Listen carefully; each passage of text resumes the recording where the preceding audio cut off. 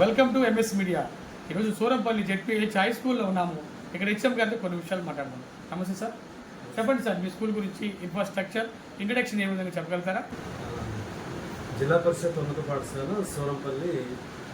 ఈ పాఠశాలలో ప్రజెంట్ 132 మంది విద్యార్థులు ఎన్రోల్ అయి ఉన్నారు. అన్ని సింగిల్ సెక్షన్స్. 2017లో యూపీ స్కూల్ నుంచి హై స్కూల్గా అప్గ్రేడ్ అయింది. ప్రజెంట్ ప్రైమరీ స్కూల్ క్యాంపస్లోనే హై స్కూల్ కూడా నడుస్తూ ఉంది.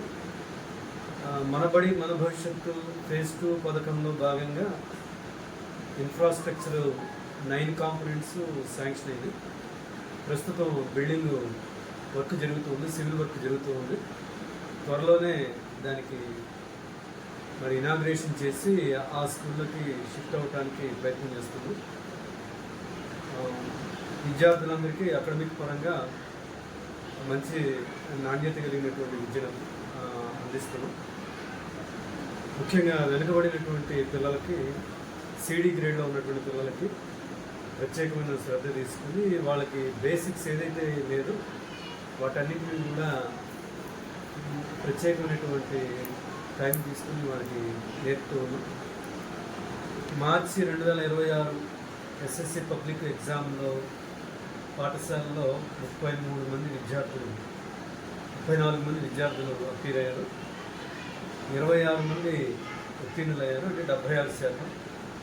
గత సంవత్సరంతో పోలిస్తే చాలా ఎక్కువగా ఉత్తీర్ణత శాతాన్ని సాధించాం. సప్లిమెంటరీలో కూడా మిగిలినటువంటి 8 మందిలో 7 పాస్ అయ్యారు. ఒక్కరే ప్రస్తుతానికి ఫెయిల్యూర్ అయి ఉన్నారు. సో మొత్తం 34కి 33 మంది పాస్ అయ్యారు. మీ స్కూల్లో మిడ్ డే మీల్స్ పౌష్టికాహారం విద్యార్థులకు న్యూట్రిషన్ ఫుడ్ అందుతుందా? బడి భోజనం డొక్కా సీతమ్మ మధ్యాహ్నం బడి భోజనం పథకంలో భాగంగా మరి సన్నబియ్యం అయినప్పటికీ కూడా దాంట్లో అన్ని పౌష్టిక విలువలు ఉన్నటువంటి అంశాలన్నీ కలిసి ఉన్నటువంటి బియ్యం.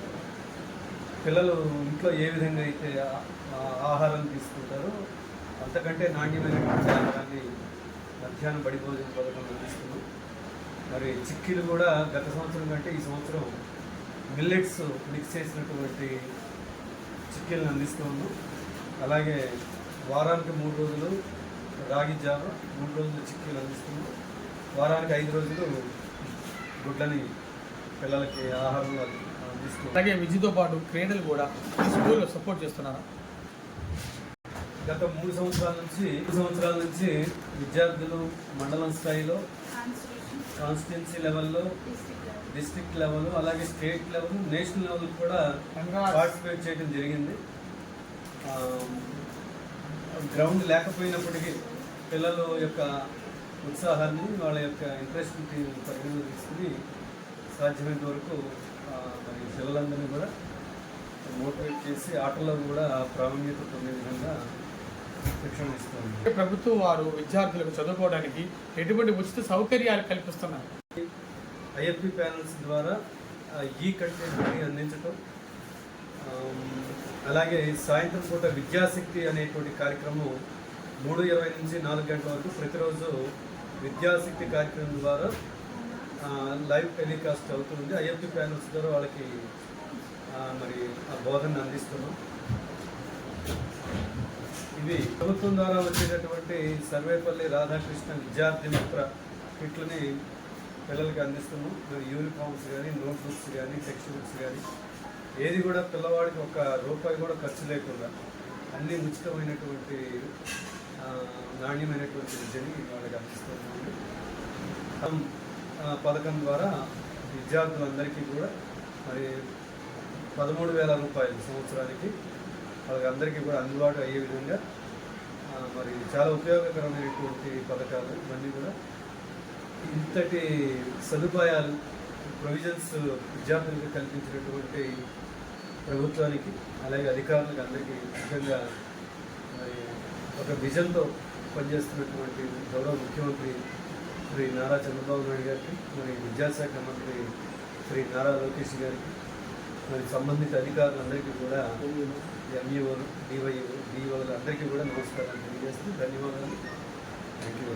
విద్యార్థుల తల్లిదండ్రులకు మీ హై స్కూల్ గురించి, గవర్నమెంట్ స్కూల్ గురించి ఏమని రిక్వెస్ట్ చేస్తున్నారు? మరి పాఠశాలలో ప్రతిసారి తల్లిదండ్రుల సమావేశం జరుగుతున్నప్పుడల్లా ప్రతి అకేషన్లోనూ తల్లిదండ్రులను పిలిపించి వాళ్ళకి ప్రభుత్వం ద్వారా అందిస్తున్నటువంటి పథకాలన్నీ కూడా వాళ్ళకి వివరించి చెప్పటం, మరి గవర్నమెంట్ స్కూల్లో ప్రభుత్వం అందించేటువంటి సౌకర్యాలు ఇవన్నీ కూడా వాళ్ళకి తెలియజెప్పటం మరి అన్నీ జరుగుతూ ఉంది. మరి ఇవన్నీ ఉచితంగా అందుతున్నాయి కాబట్టి వీటి యొక్క మరి ప్రభుత్వం విద్యార్థుల మీద ఖర్చు పెట్టే బడ్జెట్ చాలా అధికమైనప్పటికీ మరి వాటన్నిటిని లెక్క చేయకుండా పిల్లల శ్రేయస్సు కోసం మరి ఖర్చు పెడుతుంది. దాన్ని గుర్తించి తల్లిదండ్రులందరూ కూడా తప్పనిసరిగా ప్రభుత్వ పాఠశాలకు పంపించి ప్రభుత్వ పాఠశాలల సర్వతోముఖాభివృద్ధికి మరి దోహదం చేయవలసిందిగా కోరుతున్నాను. ఇప్పటి వరకు సూరంపల్లి హెచ్ఎం గారు చాలా చక్కగా వివరించారు.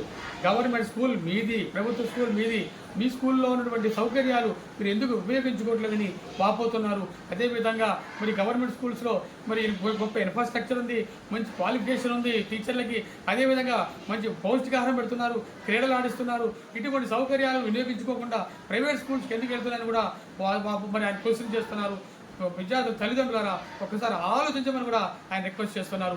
ఇటువంటి స్కూల్స్ని ముందుకు తీసుకెళ్తున్నటువంటి లెజెండరీ హెచ్ఎం గారు, విజనరీ హెచ్ఎం గారికి congratulations, hearty welcome. MS media, ప్రతి చోట ప్రజల మాట.